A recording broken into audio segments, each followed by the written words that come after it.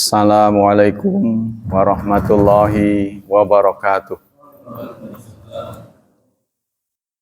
Innal hamdalillah nahmaduhu wa nasta'inuhu wa nastaghfiruh wa na'udzu billahi min syururi anfusina wa min sayyiati a'malina. May yahdihillahu fala mudhillalah wa may yudlil fala hadiyalah. Asyhadu an la ilaha illallah wa asyhadu anna Muhammadan abduhu wa rasuluh la nabiyya ba'dah. Allahumma salli wa sallim ala nabiyyina Muhammad sallallahu alaihi wasallam wa ala alihi wa sahbihi wa man sara ala nahjihi ila yaumiddin, amma ba'd. Ayo ikhwah, kita lanjutkan kajian kitab Nadratun Naim. Kali ini menyampaikan tentang khasais allati infarada bihal sallallahu alaihi wasallam. Keutamaan-keutamaan yang khusus dimiliki oleh Rasulullah sallallahu alaihi wasallam. Yang kesembilan adalah ibaratun jafiyatun fi zahiriha rahmatun fi ghayatiha. Kata-kata kasar yang keluar dari lisan Rasulullah hakikatnya adalah rahmat. Lam yakun Rasulullah fahishan wala mutafahishan illa wala la'anan wala muntaqiman li nafsi illa antun haka hurumatullah fayantaqimullahu ta'ala wa innama kana sallallahu alaihi wasallam afuwan haliman azima syafaqa ala ummati. Rasulullah bukan tipe orang yang buruk, bukan pula orang yang kasar, bukan suka melaknat, kecuali kehormatan Allah itu dinodai.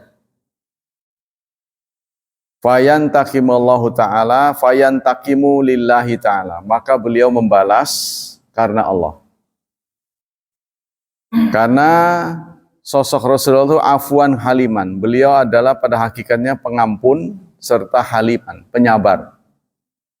Azimus syafaqah, sangat toleran, ya. Jadi beliau sangat toleran, sangat pengertian. Wal i'tina bimusalihim, dan paling ngerti kemaslahatan umatnya. Wal ikhtiyat lahum waraghba fi kulli ma yanfa'uhum kama marra mufassalan, dan paling ngerti apa yang dibutuhkan oleh umatnya. Fa indama qadimatu fail ad-Dausi wa ashabu qala ya Rasulullah inna dausan qad kafarat wa abad fad Allah alaiha. Maka satu saat ada seorang sahabat, ya, namanya Tufail ad-Dausi dan teman-teman, dilaporkan oleh yang lain dengan kata-katanya, ya Rasulullah, wahai Rasulullah, sesungguhnya Daus kufur kepada Allah, wa abad, dan diajak Muslim gak mau. Fad Allah alaiha, doakanlah dia supaya mendapat hukuman dari Allah. Faqala Allahumma dih dausan wa'ti bihim.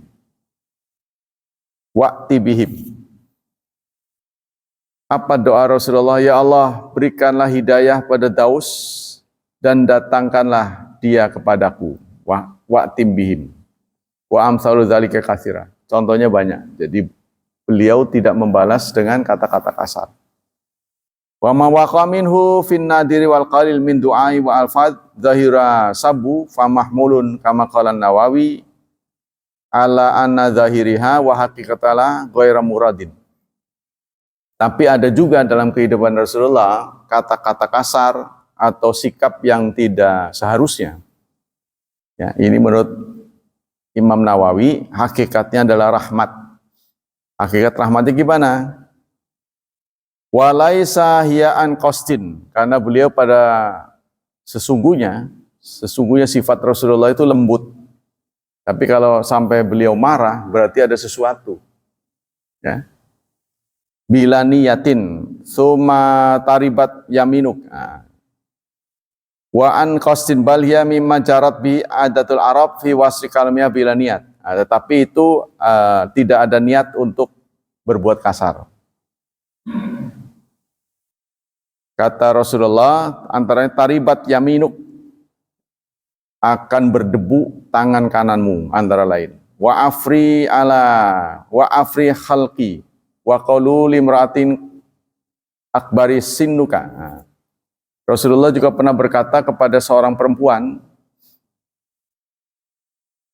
la akbara sinnuka, la al akbaro sinnuki. Rasulullah pernah bicara kepada seorang perempuan tua ketika dia minta masuk surga, ya. Doakan aku ke surga. Kata Rasulullah, di surga nggak ada nenek-nenek. Nah, itu kan terkesan kasar. Jadi seorang nenek datang kepada Rasulullah minta didoakan, dijawab oleh Rasulullah begitu. Kemudian beliau bicara pada Muawiyah, la ashba'allah batnaha. Semoga Allah tidak mengenyangkan perutnya. Dan sebagainya, itu kata-kata yang kasar. Semoga perutnya nggak kenyang. Ala ana man atlaqa fi haqqi hadhi wal ibarat mustaujibun mustahiqun lahu fi dhahir bi amaratin syar'iyyah wa takunu fi batinil amri laisa ahlan lidzalika wa Rasulullah ma'murun bil hukmi bi dhahir wallahu yatawalas sarair. Karena Rasulullah hanya menghukumi berdasarkan lahiriah. Ya, jadi kalau ada orang berniat jahat, sebelum menjadi kenyataan, beliau tidak akan balas. Walaupun hanya katanya gitu. Tapi beliau berbeda dengan orang biasa. Beliau mendapat bocoran dari Allah Subhanahu wa taala, hakikat yang sebenarnya. Sehingga kadang-kadang niat yang akan dijalankan sudah ketahuan. Fakhafa Rasulullah li'azimi rahmati wa syafaqati ayyusadifa syai'un min hadhil ibarat. Nah, itulah sejarah tentang kunut. Kenapa kunut kemudian dikoreksi? Ya. Kunut doa kunut. Jadi kunut pernah ada dalam sejarah Islam. Pernah gitu ya. Tapi kemudian dikoreksi, tidak dilanjutkan oleh Rasulullah karena isinya laknat. Itu adalah kesedihan beliau setelah menghadapi kenyataan korban Uhud. Korban perang Uhud, sahabat-sahabat yang gugur banyak. Dan kematian mereka memang sih karena indisipliner ya. Karena indisipliner, 50 pasukan pemanah yang ditempatkan di Gunung Uhud itu tidak dipatuhi. Artinya tidak dipatuhi, suruh jangan turun sebelum ada komando. Kalah atau menang, kalau belum ada perintah, jangan turun. Nah, sahabat melihat kemenangan sudah di atas 50% berpihak pada kaum muslimin. Orang kafir sudah lari, ya, terbirit-birit. Maka mereka turun. Buat apa kita bertahan di sini? Udah jelas kalah mereka itu. Nggak taunya itu sekedar siasat dari Khalid bin Walid. Nah, setelah mereka turun, Khalid memutar arah, manuver. Tadinya lari, dia berbalik. Jadi larinya sahabat teman-teman Khalid itu memang siasat. Bukan karena takut, bukan karena kalah, itu siasat. Nah, putar balik, lalu mereka diserang dalam keadaan tidak siaga, lagi memunguti ghanimah. Itu sebabnya. Ya, makanya Allah banyak mengkritik, kamu lebih cenderung kepada dunia. Ya, karena mereka juga bukan sekedar ghanimah dalam bentuk benda, tapi juga orang. Perempuan-perempuan cantik itu biasanya dibariskan oleh orang-orang jahiliyah ya, untuk menyemangati perang. Nah, itu kalau kalah perangnya, Itu ya kembali dibagi itu. Nah itu yang membuat mereka semangat untuk turun. Nggak taunya itu sekedar siasat dari Khalid bin Walid. Sehingga di akhirnya perang Uhud kalah. Banyak korban. Tapi Rasulullah tidak sampai di situ perjuangannya. Besoknya suruh kejar. Yang boleh ngejar adalah yang kemarin ikut perang. Nah ini kalau menurut akal sehat kan kurang bisa diterima. Oh ya bisa itu. Luka-luka saja belum normal gitu kan, belum sembuh, belum total sembuh. Baru sehari suruh kejar. Nah karena orang kafir merasa, waduh orang ini bukan manusia biasa, ini udah berani mati. Mereka lari terbit-bit. Nah, itu. Jadi hanya kalah dalam satu hari. Nah itu ya, jadi itu yang diperjuangkan oleh Rasulullah.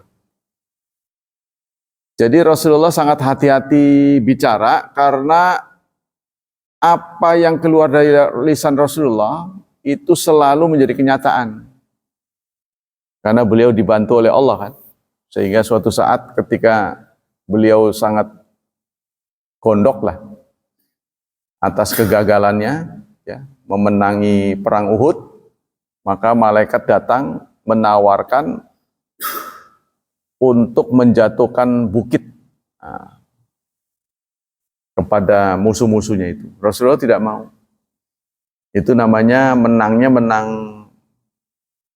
tidak kesatria itu namanya. Ya, maka Rasulullah mengatakan Allah mahdi qaumi fa innahum la ya'lamun. Ya Allah berikan hidayah kepada kaumku supaya mereka mengerti. Fasa'ala rabbahu subhanahu wa ta'ala wa raghiba ilaihi fi ayyaja'ala dzalika rahmatan wa kafaratan wa qurbanan wa qurbatan wa tahuran wa ajran wa hadza fi haqqi ma lam yakun lidzalika ahlan wa kana musliman wa ila faqad ta'a Rasulullah ala kufar wal munafiqin wa lam yakun dzalika lahum rahmatun fatahawala du'a wa nahu lahunna laisa lahu bi ahli ila kafarah wa rahmatin wa qurbatin. Hadhihi min jumlati khasaisi allati ukhtusa biha anhu. Wa an Abi Hurairah diriwayatkan dari Abu Hurairah anna Nabiy qala Allahumma inni attakhidhu indaka ahdan. Ya Allah, aku telah membuat janji denganmu. Dalam sebuah doanya diriwayatkan Abu Hurairah, lan tukhlifanihi, engkau tidak akan mengingkarinya. Engkau tidak akan menyelisihinya. Fa innama ana bashar, sesungguhnya aku manusia biasa. Fa ayyul mu'minin adzaituhu, siapapun mukmin yang aku sakiti. Wa syatamtuhu, aku maki, ya. La'antuhu, aku laknat. Jallatuhu, aku derak. Faja'alha lahu salatan wa zakatan, maka jadikanlah kekasaranku itu menjadi salat, menjadi rahmat, menjadi zakah, menjadi pembersihan, wa qurbatan, dan menjadi pendekatan diri kepada Allah. Ilaika yaumal qiyamah, di hari kiamat. Ya Allah, jadikanlah hal-hal yang menyakitkan kaum muslimin yang aku lakukan menjadi penebus dosa mereka di hari kiamat.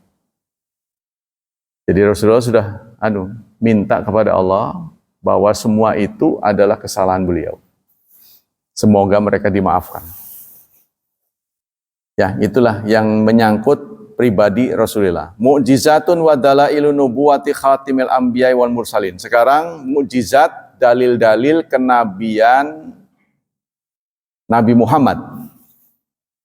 Ajrallahu tabaraka wa ta'ala ala yadi anbiya'i wa rusul mina mu'jizat al-bahira wa dalail qati'at wal hujatil wadihat. Rasulullah, Allah Subhanahu wa taala selalu membekali rasulnya dengan mukjizat sebagai tanda mereka bukan manusia biasa. Jadi orang boleh ngaku rasul, ya, orang boleh ngaku dia menjadi nabi, tapi harus dibuktikan dengan mukjizat. keistimewaan yang dibawa oleh Rasul itu mukjizat. Kita bukan nggak punya, kita juga punya. Tapi tentu tidak sekeren mukjizat. Kita namanya inayah, karomah. Ya, bukan tidak punya. Allah juga membekali kaum mukminin kejadian-kejadian yang istimewa. Cuma mukjizat ini nggak bisa diulang semau orangnya. Sama dengan inayah, pertolongan. Ya, ada hal-hal yang tidak logis terjadi pada kita. Seharusnya kita akan begitu, tapi begini, ditolong oleh Allah. Nah, itu adalah inayah. Tidak bisa diulang. Kalau kita mau ulang lagi, Allah tidak berkehendak, gak bisa. Beda dengan ilmu. Kalau Anda bisa ngelas kapanpun orang minta kan bisa, ya, ditunjukkan. Tapi mukjizat nggak bisa kalau Allah tidak berkehendak. Nah, itu bedanya.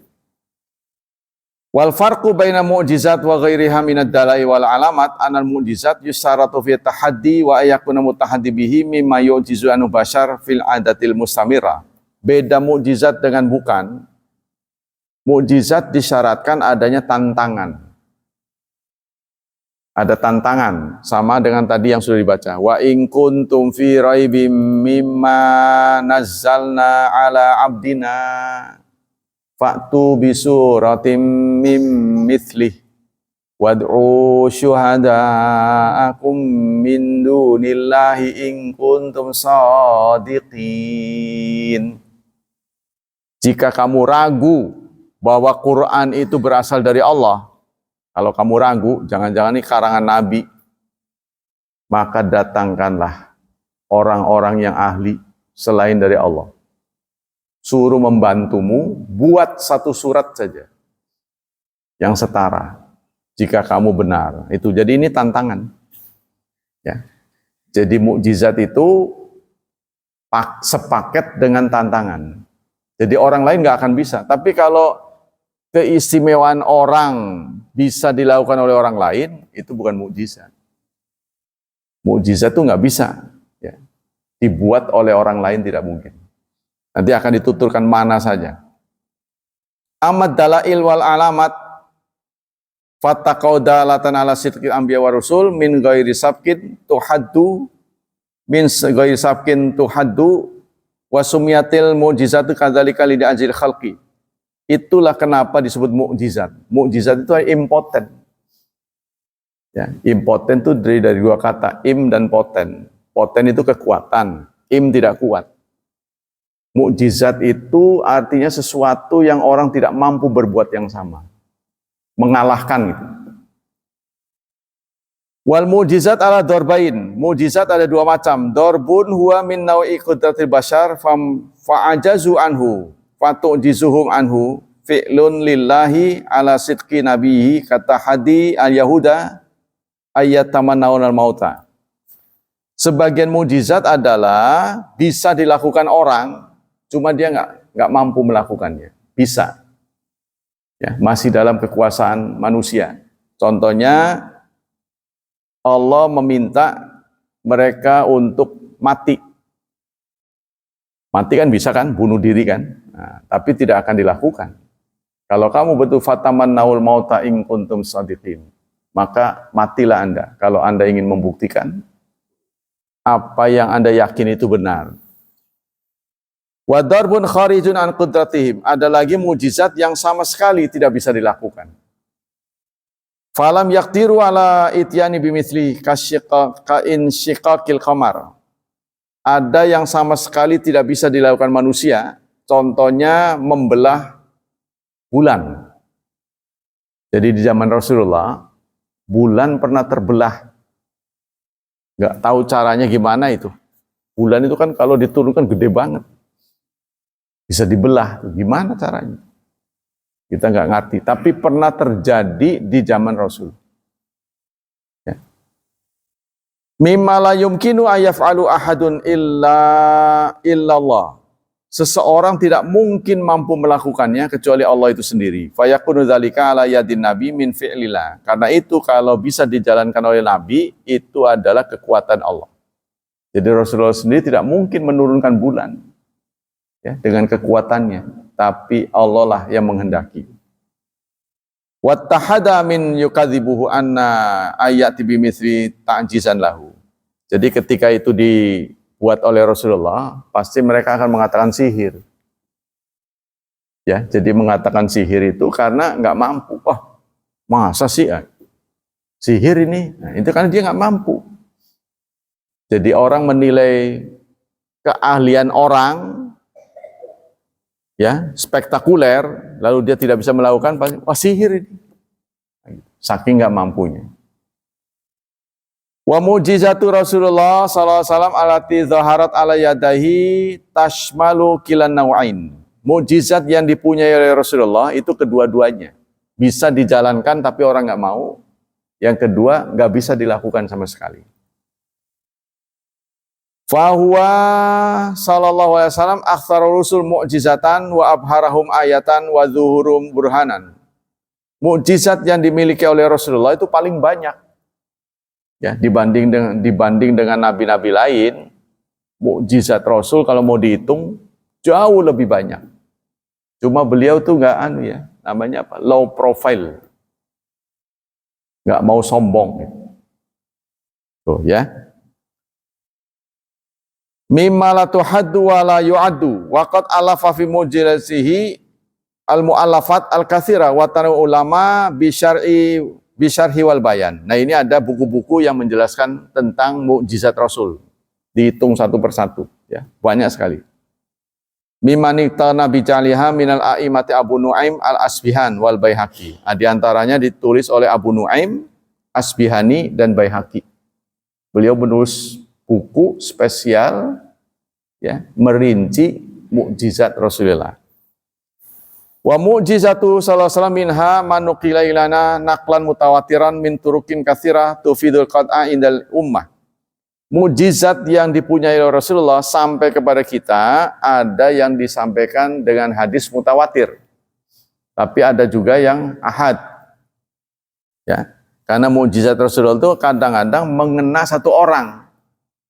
Jadi hanya orang tertentu yang bisa melihatnya atau pada diri orang itu. Ya, contohnya nanti akan dijelaskan. Rasulullah pernah dimintakan doa. Seorang anak, jadi orang tuanya minta doa kepada Rasulullah. Lalu Rasulullah memegang kepalanya.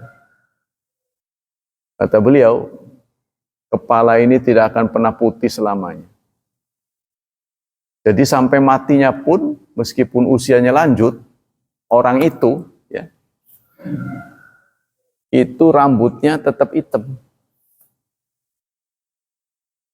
Ya, nah itu mukjizat Rasulullah. Nanti akan dijelaskan. Now nas'un musyahirun muntashirun wa idza rawahul adadu wa sya'al khabaru bihi indal ahli ilmi bil asar wa naqalathu sayru wal akhbar. Kanab ilma'i min baini asabihi. Contohnya ya, yang ditulis secara beritanya secara mutawatir, mengalir air dari sela-sela jari-jarinya. Ya, mengalir dari sela-sela jarinya. Tapi beliau nggak begini, ngalirnya air tuh nggak ngawang-ngawang begini, tapi dimasukin ke air. Tangannya dimasukkan ke air. Ya, ketika krisis air, Rasulullah memasukkan tangannya ke air itu. Lalu air itu digunakan oleh sahabat untuk MCK, untuk minum, untuk mandi, nggak habis-habis. Kalau menurut akal sehat, ya contohnya orang seginilah. Cuma ada segalon contohnya, ya dimasukkan. Pada mandi, pada minum, nggak habis-habis. Ini kan aneh gitu. Nah itulah mukjizat Rasul. Ketika ada yang coba nengok, ya kata orang itu, kata sahabat itu, aku lihat jari-jarinya itu ada gelombangnya gitu. Ya seperti kita memasukkan selang ke dalam air gitu. Karena ada tuh anunya gitu. Sedikit gelombang ya. Itu kesaksian dari para sahabat. Aku lihat di air itu ngalir gitu. Jadi airnya nggak muntah, nggak. Airnya nggak meluap, banjir gitu, enggak. Tapi dipakai, nimbul lagi. Dipakai, nimbul lagi. Ini mukjizat Rasulullah. Ya, bukan sekali. Begitu juga ketika ada seorang sahabat ingin menjamu,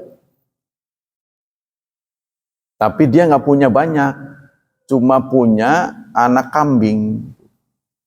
Maksudnya Rasulullah lama udah nggak makan enak, jadi pengen neraktir Rasulullah lah ceritanya. Mau masak, tuh tak bikinin ya, katanya. Diam ini, gitu ya kata sahabat. Tapi Rasulullah mengatakan, ayo kita makan, katanya. Malah dipublikasikan. Waduh, bukan untuk orang banyak ini. Ya Rasulullah, bukan orang banyak. Ayo kita makan, gitu. Nah, istrinya sendiri heran itu. Orang-orang mau pada kesini, katanya. Kamu udah ngasih tahu belum yang mau dimasak apa? Nggak cukup itu kalau banyak mah. Ya Rasul yang nyuruh, katanya. Cuma pesannya tolong masakannya itu artinya tempatnya jangan diturunkan dulu dari perapian, ya. Artinya panci-pancinya gitu. Dulu kan pakai tanah liat, jangan diturunin dulu sampai Rasulullah datang. Nah itu. Setelah Rasulullah datang itu tangannya dimasukkan. Maka ketika diambil semuanya tercukupi. Yang hadir begitu banyak itu kebagian semua. Nah itulah mukjizat ya. Nanti kita akan sampaikan. Wa naun minhu ikhtasa wahid wal itsnan. Jadi ada mukjizat yang juga ya ini di sini taksir atau memperbanyak makanan. Mukjizat yang terjadi pada 1-2 orang sahabat. Walam yasyair isyara ghairihi. Yang lain dia enggak tahu. Lakinnahu idza jumi'a ila misri ittafaqa fil ma'na wajtama ala ityani bil mu'jiz. Nah, ini cerita-cerita dari 1-2 orang. Kalau dikumpulkan jadi banyak.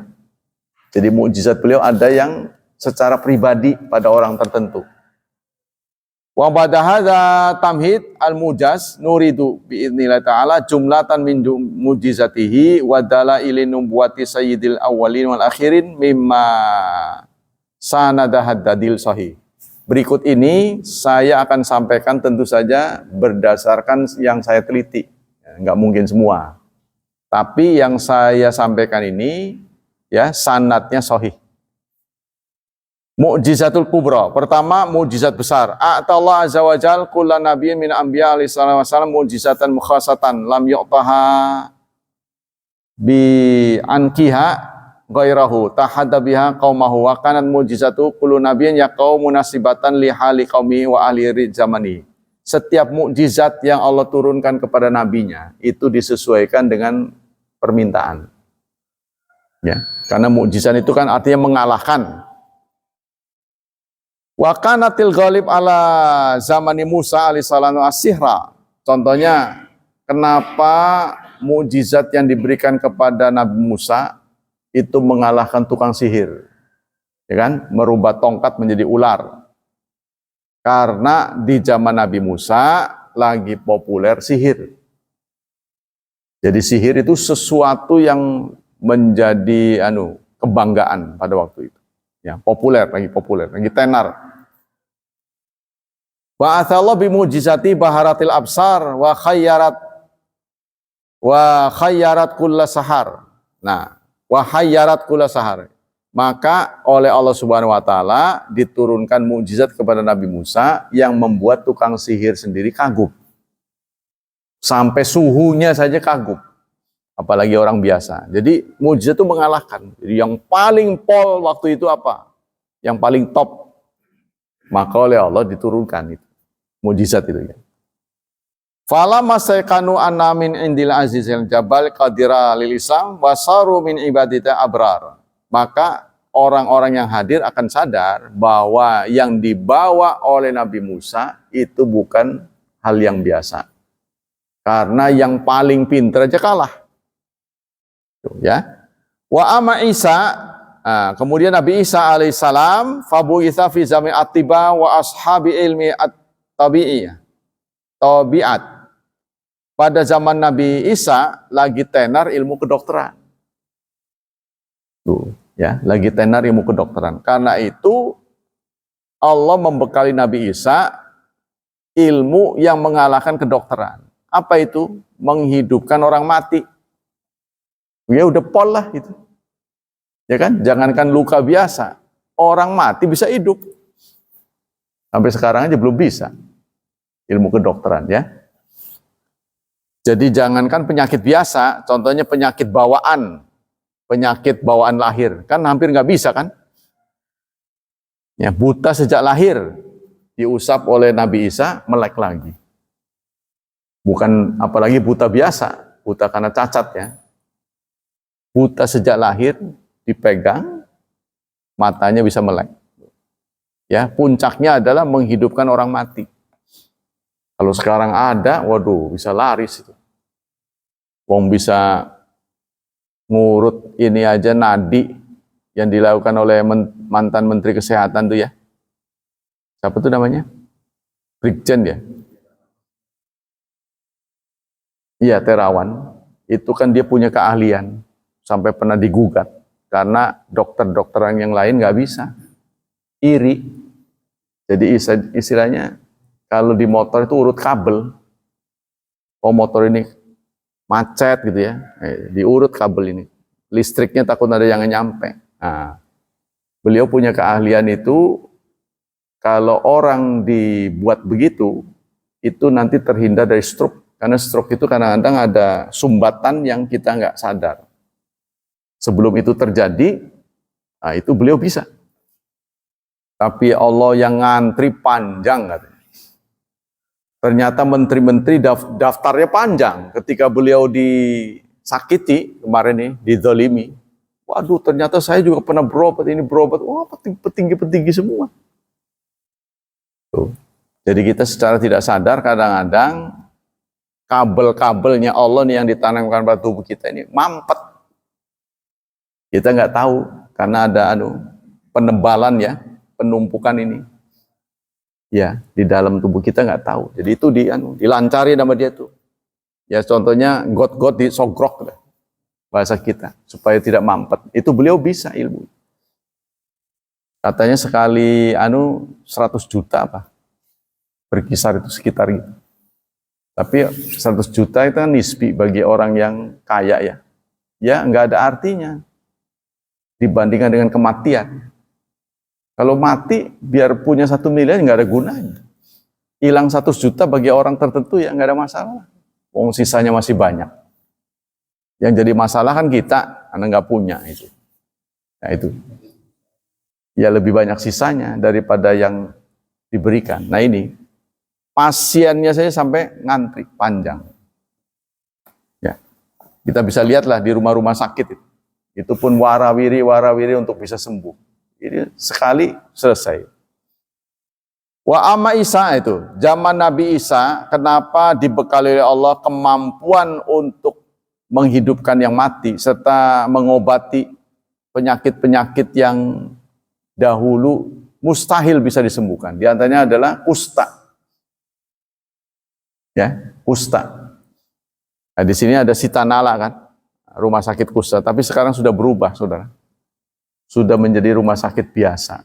Tapi bukan nggak ngobatin kusta, sudah ngobatin. Tapi rupanya karena usaha yang sedemikian rupa, bangsa Indonesia bisa terhindar dari kusta. Sekarang kita jarang lihat ada orang kusta. Ya, sehingga rumah sakit ini nganggur, nggak ada pasiennya kan. Maka dirobahlah menjadi rumah sakit umum sekarang. Ya, Sitanala. Tapi gede, ya. Nah, itu di Tangerang tuh. Wa amma Isa fajahu mila ayat bima, maka Nabi Isa dibekali oleh Allah tanda-tanda la sabila li ahad ilaihi ila ayyakuna muayyidan minalladzi syara'a syari'ah. Maka beliau mempunyai kemampuan yang tidak mungkin bisa dilakukan oleh orang biasa, kecuali dari Allah juga. Kecuali Allah mengutus lagi Rasul, kemudian memberikan mukjizat yang sama. Famin aina litabib qudratun ala ihyail jamaat, mana mungkin seorang tabib bisa menghidupkan orang mati? Sampai sekarang pun nggak bisa. Ya, kalau bisa tentu Pak Habibie, Presiden Soeharto, Presiden Soekarno tidak akan mati. Bangsa Indonesia pasti kehilangan seorang proklamator. Kalau bisa hidup terus kan. Nah, tapi nggak bisa. Wa ba'atha man huwa fi qabrihi wa hayyinun ila yaumil tanad au ala mudawatil akma wal abras. Begitu juga beliau bisa mengobati orang yang lahir dalam keadaan buta ataupun orang yang kena kusta, belang katanya. Orang yang belang, apa itu namanya ya? Kulitnya berubah, nah, itu bisa disembuhkan oleh beliau. Wa kadzalika nabiyuna Muhammadun sallallahu alaihi wasallam fi zamani fusha wal bulagha wa tajaridi syu'ara. Nah, giliran nabi kita diutus oleh Allah di tengah-tengah masyarakat yang sedang gila sastra. Gila sastra, ya, gila tulisan. Nah, itu ya. Fa'atahum bi kitabim min indi azza wajal fattamahum aktsaruhum annahu ikhtalaqahu waftarahu min indihi. Maka oleh Allah diturunkanlah Quran yang mengalahkan semua karangan manusia. Maka ya ada hujan tuduhan bertubi-tubi kepada Rasulullah. Apa hujan tuduhan? Ya, beliau pasti belajar dari seorang pendeta. Makanya oleh Allah Subhanahu wa taala Nabi Muhammad ditakdirkan nggak punya guru. Tidak punya guru, tidak bisa tulis, tidak bisa baca. Sehingga nanti tidak ada anggapan beliau nulis. Wong nulis aja nggak bisa, bagaimana? Bisa nyontek. Plagiat istilahnya. Istilahnya plagiat. Ya. Jadi ada seorang dosen menulis karangan, lalu dipromosikan. Karena promosinya itu dia naik menjadi S2. Begitu dipromosikan, ada pakar yang mengaku itu karangan dia. Di sidang, ya, maka dosen ini pun dipecat. Itu orang Cilegon lagi yang bikin malu. Tuh, dipecat karena dia plagiat. Jadi apa? Menggandakan ya karangan orang. Bodohnya lagi, dia menggandakan karangan tuh kalimat-kalimatnya nggak diganti. Ya kita kan juga nyontek ya, kita bikin skripsi nggak mungkin pikiran sendiri kan. Paling tidak diganti kan, ingin menjadi mau gitu kan. Kita kan begitu. Ini mah nggak diganti sama sekali, ya ketahuan lah kata-katanya persis. Ya, jadi disidangkan, ya, lalu dicabut kesarjanaannya. Kita lanjutkan. Wa kadzalika nabiyuna. Ini diantaranya Allah menyatakan dalam suratul Isra, surat ke-17, ayat 88. Qul, katakan, la inijtama'atil insu wal jinnu, seandainya manusia dan jin bersatu, ala ayatu bimithli hadzal Qur'an, untuk mendatangkan yang semisal dengan Quran ini, la ya'tu nabi mislihi, mereka tidak akan mampu. Walau kana ba'duhum li ba'din zahira, meskipun satu dengan lain membantu. Walaupun mereka bersatu, ahli sastra ya, membuat Quran yang sama, tidak akan mampu. Begitu juga di ayat-ayat yang lain yang mendukung ini ya, semuanya lah. Banyak ini. Wa hakadza waqafaina min ladun Rasulillah wa ila zamanina hadza lam yastati ahad ayatiya binadhiri wala nadhir suratin minhu. Kalau memang Quran itu bukan dari Nabi Muhammad, kita kan sudah tiba di zaman modern. Pengarang-pengarang sudah banyak. Pasti sudah ketahuan salahnya. Ya kan? Sudah ketahuan salahnya. Antara lain yang takjub adalah tentang Isra dan Mi'raj. Diawali dengan subhana. Diawali dengan subhana. Nah, yang menarik adalah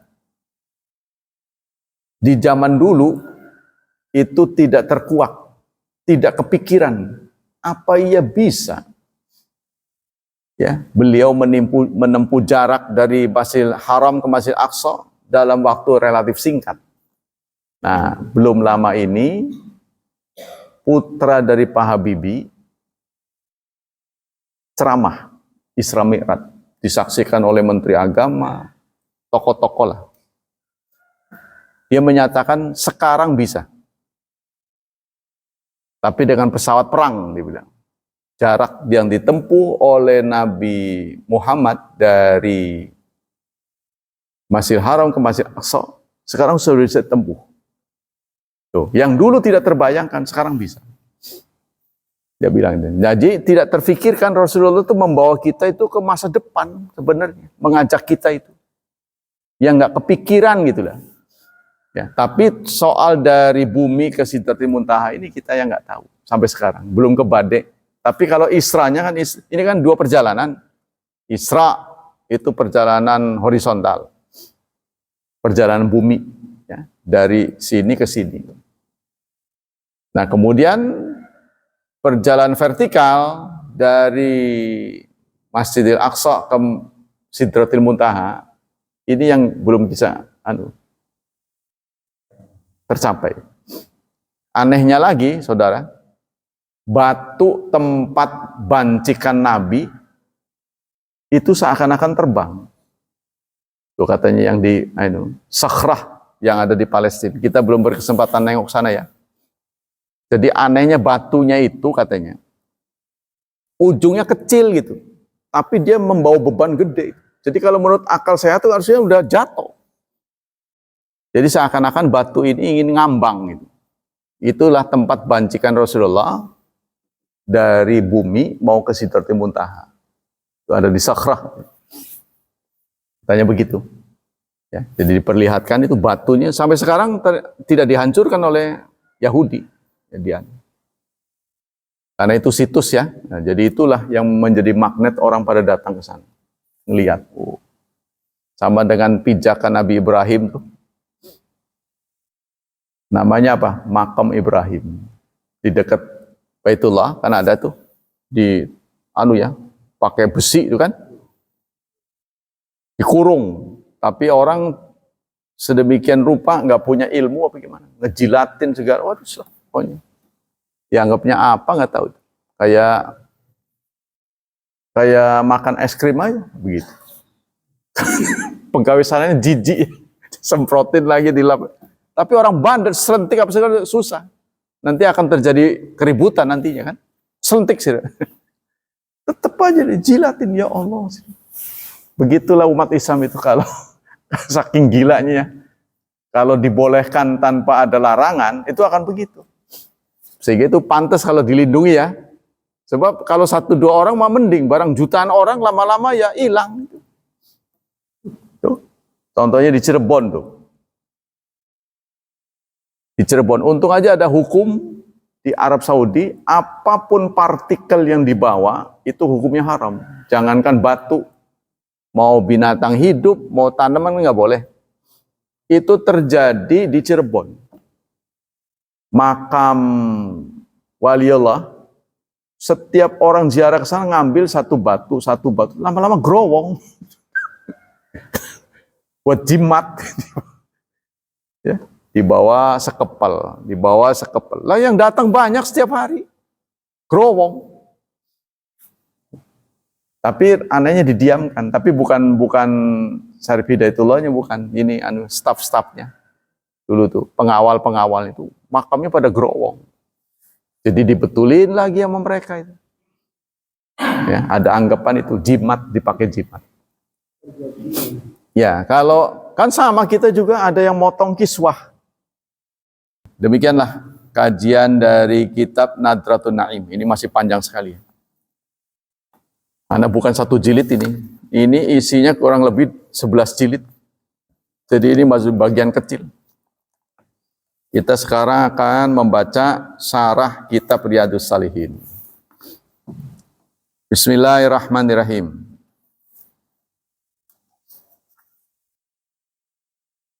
dari Umar bin Atta, dari Amr, dari Umar bin Atta. Jadi ada Umar bin Khattab, ada Umar bin Atta. Annan Nafi'a ibnu Jubair asalahu ila Sa'ib ibni ukhti Namrin yas'alau an syai'in ra'ahu minhu Muawiyah fis salah.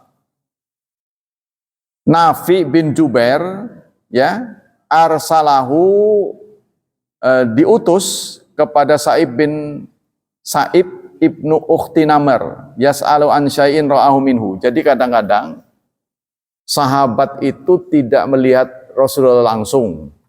Jadi mereka berbagi berita. Ya, ada yang sahabat datang ke sahabat. Kenapa sahabat datang kepada sahabat? Dia nanya, apa yang pernah kamu tahu dari Rasulullah? Saya nggak tahu, kan dulu belum berbagi berita kan. Jadi dulu berbagi beritanya belum ada buku kan.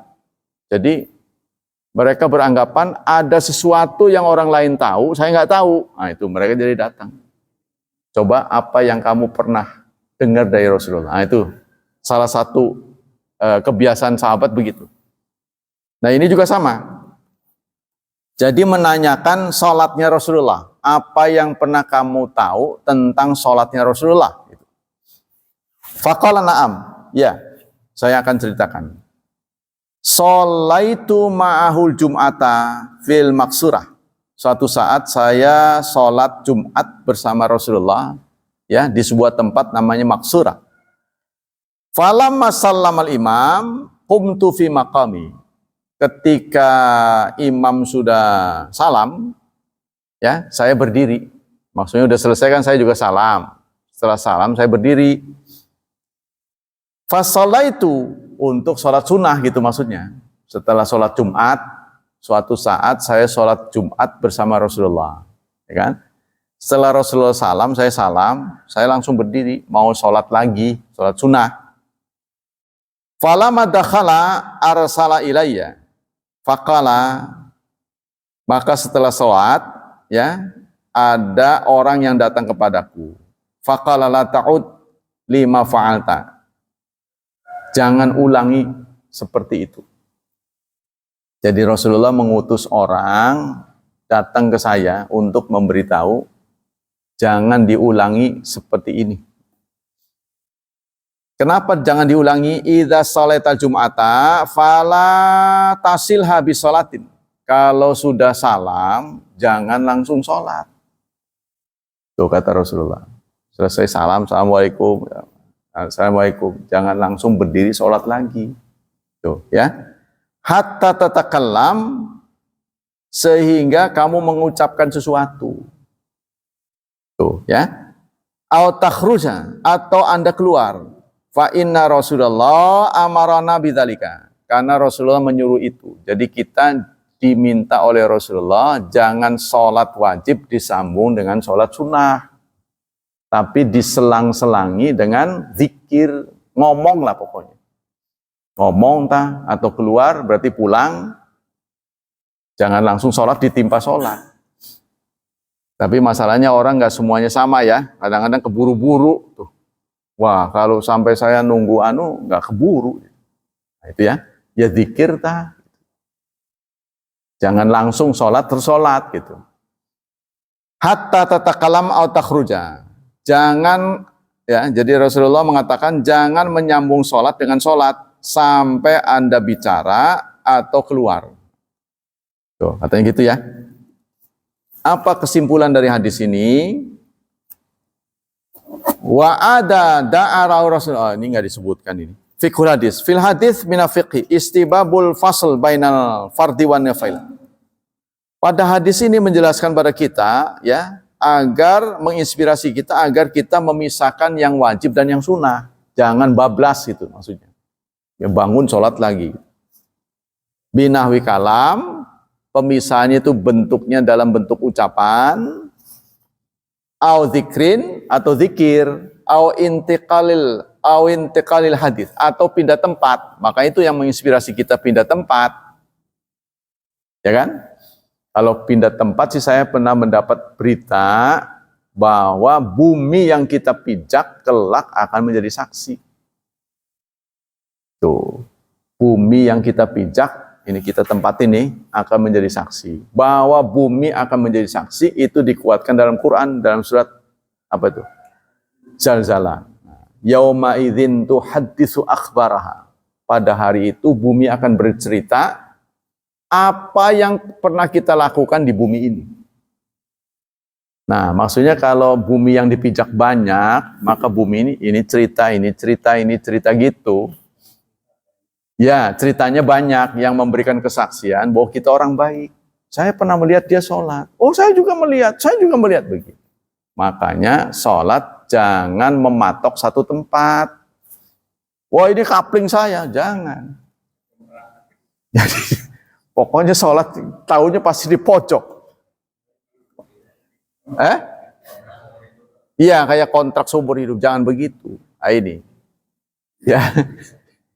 Ini bukan mau ngusir nih, bukan. Tapi ya begitu. Tapi nanti giliran terawih ini orang-orang tahu nih, mana yang sejuk, mana yang panas. Masjid ini bisa begitu. Masjid ini ada daerah sejuk, ada daerah panas. Jadi bagi yang nggak tahan dingin, dia udah tahu tempatnya di sini. Bagi yang tahan dingin, nggak tahan panas, dia tahu tempatnya. Cuma sayangnya kadang-kadang dia telat. Waduh, udah ada orang. Ya kan? Mereka sudah tahu tempat-tempatnya. Jadi ada yang mau panas, mau di ini, daerah sini bisa dibagi-bagi. Wala ala hikmah bin dzalika ila yatalabasun naflu bil fard. Wala ala hikmah, mungkin supaya hikmahnya ini kenapa kok begitu? Wajib nggak boleh langsung sunnah, supaya nggak talabus, supaya nggak keliru. Seakan-akan sholat wajib itu lebih dari 2 rakaat contohnya. Kalau sampai disambung, nanti seakan-akan sholat Jumat itu 4 rakaat nantinya. Tuh, gitu. Itu rahasianya, kata ulama. Faqala Hanafiyah, kata pendapat Hanafiyah, yustahab ala yafasil baina fard. Dianjurkan wa nafal ila biqadri ma fi hadits Aisyah, Allahumma antas salam. Jadi jangan sampai antara sholat dengan sholat itu terpisah lama. Ya.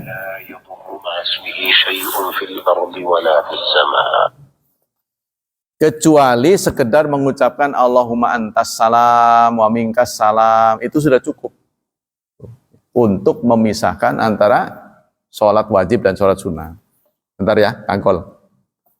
Wa biqadri ma fi haditsil Mughirah bin Syu'bah, ada cerita dari Mughirah bin Syu'bah, annahu kana yaqul dabara kulli salam maktuba la ilaha illallah wahdahu la syarikalah lahul mulku wa lahul hamdu wa huwa ala kulli syai'in qadir. Kalau Mughirah bin Syu'bah setelah sholat beliau melazimkan mengucapkan itu la ilaha illallah wahdahu la syarikalah lahul mulku wa lahul hamdu wa huwa ala kulli syai'in qadir. Allahumma la mani alima a'faita wa la mu'tiya. Nah, baru beliau sholat sunnah. Tuh, yang ngucapin itu dulu ya, beliau itu. Wa qala jumhur salaf wa khalaf yusab faslu bainal fard wan nafal bil adhkari wal waridati aqibas salat kal istighfar. Kata jumhur ulama, mayoritas ulama, paling tidak Anda istighfar. Paling tidak dipisah dengan istighfar. Astaghfirullah, astaghfirullah, astaghfirullah. Itu pun sudah cukup, boleh Anda melakukan sholat sunnah. Ya. Kama dzakara ulama ana yusab lil mar'i ayatahawwan nafila min maudil faridah. Nah, ini di sini ada. Sebagai ulama, sebagaimana ulama menganjurkan, kalau Anda selesai melakukan yang wajib, mau sholat sunnah itu pindah tempat. Menganjurkan pindah tempat. Lah kalau sesek, pindah tempat. Nggak ada ruang. Saya ke tempat dia ke tempat saya. Maksudnya barisannya nggak ompong, semuanya rapat. Ya udah, contohnya Pak Syafi'i di sebelah saya. Pak Syafi'i, pindah saya. Ya gitu. Kan nggak ada tempat kosong. Paling tidak begitu. Ya supaya bumi ini bercerita. Sana cerita, sini cerita. Gitu. Banyak. Ya kalau bisa kenapa tidak? Itu kalau nggak bisa, nggak kenal ya suruh pindah nanti. Apa-apaan gitu. Kalau nggak nego dulu kan dia nggak paham. Nanti dia serik kan. Apa-apaan saya suruh pindah. Ngusir nih. Kalau nggak sama-sama ilmunya kan. Contohnya suruh rapat, Kita rapat dia ke sini. Apa sih rapat-rapat masih longgar begini? Jadi buruk sangka kalau nggak punya ilmu yang sama, kan? Rapat, sufu akan suruh rapat tuh. Kita nempel dia minggir. Apa sih nempel-nempel saya? Masih lega begitu katanya. Nggak ngerti dia. Jadi harus sama-sama berilmu. Ya. Wal afdal ayatahun ila baitihi. Tapi yang utama sebentar lagi, tinggal 3 baris. Yang utama pindahnya ke rumah katanya. Ini kata di sini. Karena sholat sunnah kan bagusnya di rumah. Tapi persoalannya nggak semua rumah kondusif. Contohnya ada tipe orang tertentu yang nggak mampu menahan angin. Keluar angin maksudnya. Kan? Lalu kalau pindah ke rumah keburu batal ini, wudhu lagi repot. Nah, maka dia terpaksa di situ. Atau di rumah ada tamu, susah nih urusannya. Walidzalika taksiran mawadi sujud. Karena itu untuk memperbanyak tempat sujud. Tuh, ini tujuannya untuk memperbanyak tempat sujud. Wa mahalus tibabi intifal tahul malam tadu hajat ila adami kadikil makan. Yang begitu itu kita lakukan sepanjang tidak mengganggu orang. Tapi kalau mengganggu orang kan menyakiti juga. Gara-gara pindah ada yang tersakiti. Melangkah contohnya. Ya nggak boleh. Orang lagi asik zikir, pindah. Wah ini ya kan. Lagi asik zikir jangan diganggu. Tuh ya, jadi kalau sampai mengakibatkan begitu, ya tidak sunnah. Itu hukumnya sunnah ya, bukan wajib. Demikianlah hadirin, hafizani wa hafizakumullah kajian pagi ini. Semoga Allah Subhanahu wa taala melimpahkan pahala yang berlipat ganda. Semoga Allah tetap melindungi dan menyelamatkan kita dari wabah dan fitnah, dari syubhat dan syahwat. Dan semoga hidup anak-anak kita dimudahkan, diberkahi, serta ditakdirkan menjadi hambanya yang saleh dan salihat. Subhanakallah wa bihamdika asyhadu an la ilaha illa anta astaghfiruka wa atubu ilaik.